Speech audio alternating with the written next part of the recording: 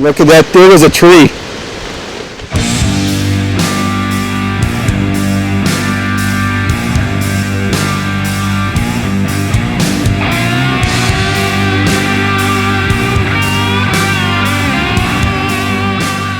We started planning this trip several months ago. Questioned why I'd want to drive 22 hours up to northwestern Ontario to do something that I could do at Algonquin Park. Making the trip up, driving through Thunder Bay area, North Shore of Superior, start to really get a sense for the land up here. But then we jumped in the plane and started flying over the boreal forest into Olive Lake Eco Resort that belongs to Red Lake Outfitters, and started to see the land change, saw the remoteness, lack of development. We landed at the resort and spent the day and the night there, and got up the next morning and started out on this canoe trip.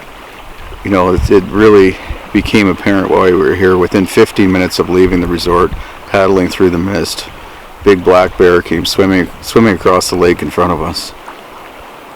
Followed it and watched it get out of the water, shake off, and run for the bush, afraid of people, not used to seeing humans. It was amazing the extremes that we encountered. We had extreme wind like I've never seen before. Our gear was getting tossed about. Ended up losing a hat and the insoles from my shoes. The canoe, we barely kept it from blowing into the water. Two of us holding on with all our might, and then had to tie it down.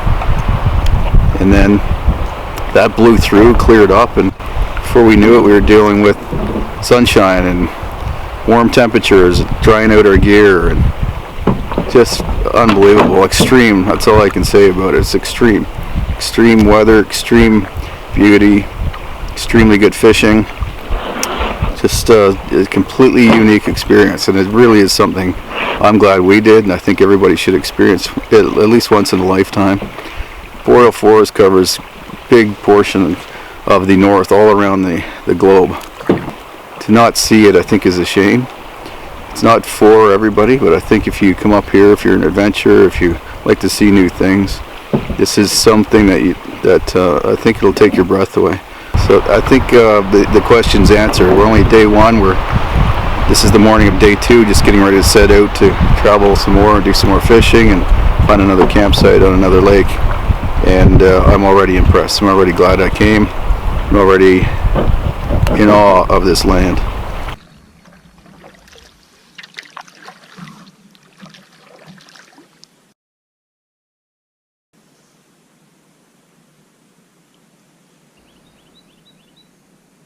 It's a bit of a slow morning so far fishing.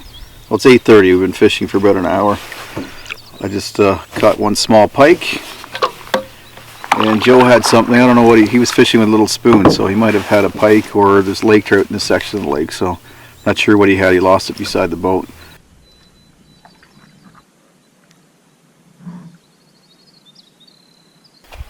Alright, so it's 9:35, just approaching the first portage of the trip. This is a wilderness park, so if you're used to paddling places like Algonquin Park or even Quetico boundary waters, then you're used to seeing well-marked portages, or at least well-traveled portages. Up here it's different, so we're going to head out on this portage. It's a 450 meter into a bunch of unnamed ponds and lakes. That's another thing about the park. It's because it is a wilderness park, there's actually more unnamed water bodies than there is named. So this is one of the challenges of solo canoeing. So Joe's trying to get out of his boat into that narrow portage opening, which is covered in rocks. With a solo boat, typically what we do, you've seen us in the past, you kind of try to get up sideways so you can step on the land, or at least step on some rocks or logs or something. But when it's narrow like that, you just can't walk up to the front of your boat.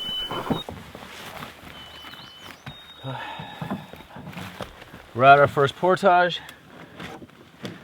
Looking forward to seeing how well the trail is, what type of condition it's in.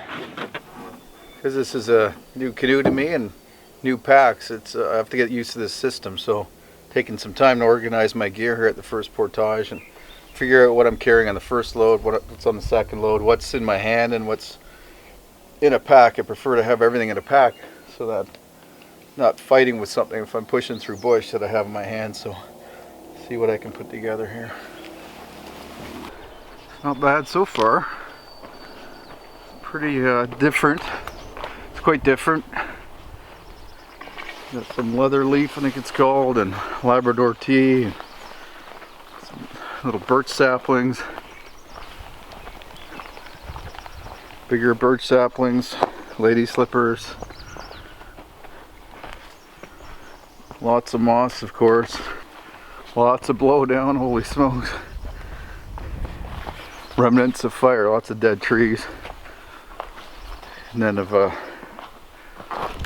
we've got oh, there's a big American toad actually. So not too bad. Not too bad of a portage, but this is coming out of a lake with Eco Lodge on it. Might see a little bit more traffic than some of the others. We were told by somebody that this is no Algonquin portage. These are easy, flat, well worn, but we're finding otherwise. That was a 450. So it's up and down, changing watersheds I think, and now we're into a nice pretty lake, but that was it's gonna be slippery. I have to go back and get the canoe in the pack now, and I'm gonna have to watch my footing for sure. All right, here we go. First portage ever with this boat. First portage ever in Woodland Caribou Provincial Park. First time portaging with this Frost River pack. And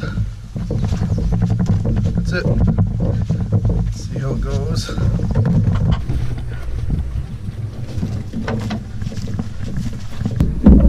Okay, so we're done the 450 meter portage out of Olive Lake, just heading into an unnamed lake, a chain of unnamed lakes actually.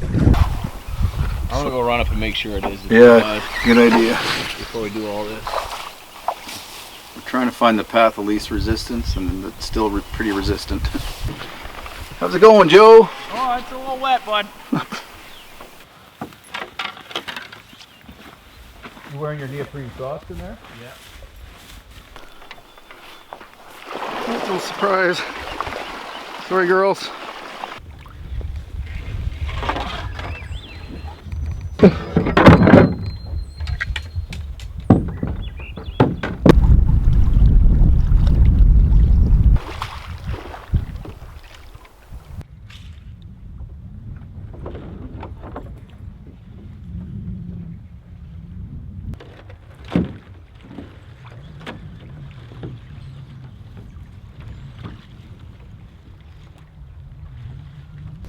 How wild this is, eh?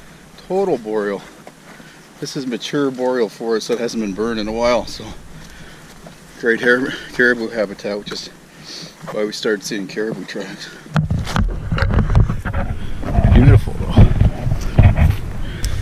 It's 5 o'clock, 5:04 on, I don't even know what day it is, Sunday I think. Decided to cut her day short today.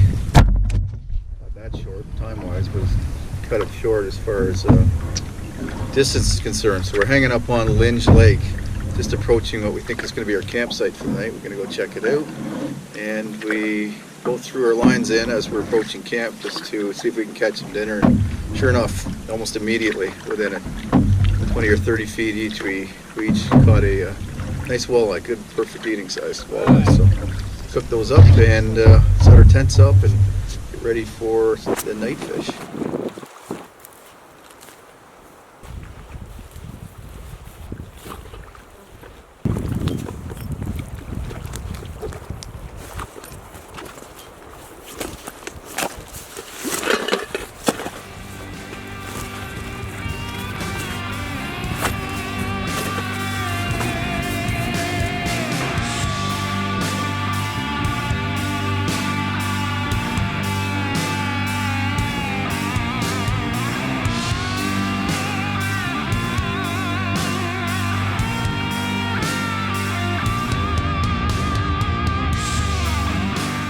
Here's our spread.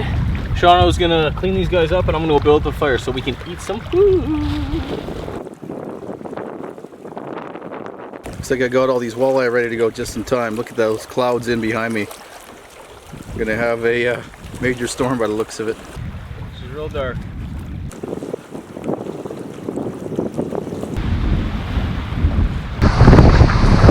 Got this insane wind. It's just almost whipped the canoe right out of Joe and I's hands. Like, we couldn't even hold on to it. Up against the trees right now. We can't even move it until this dies down a bit, get it back in the trees and tie it down. But we should have known. People told me about this kind of weather, and these light canoes taking off. First time it's ever happened to me. So we're gonna have to batten down the hatch here.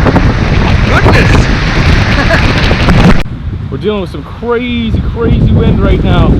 Just flipped the canoes over. We both had to grab a side and fight it against the wind. It almost ripped it out of our hands. It's freaking nuts. It just kicked up, man. Like, wow. We're not in southern Ontario anymore.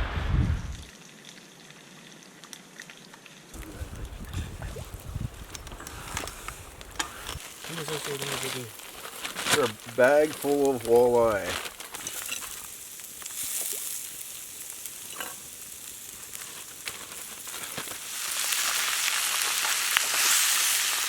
Oh no, that's probably good. Yeah. Handles. Bone apple tea. Oh, nice. Shovel it in there. Oh yeah. Oh, dude, that's really good. It is good. It's well after dinner time. 9:03 actually. We're just heading out fishing now. It's such a perfect night. It was so windy earlier that we couldn't go out at all, of course. And now we got some nice calm winds and calm conditions and a beautiful sunset by the looks of it.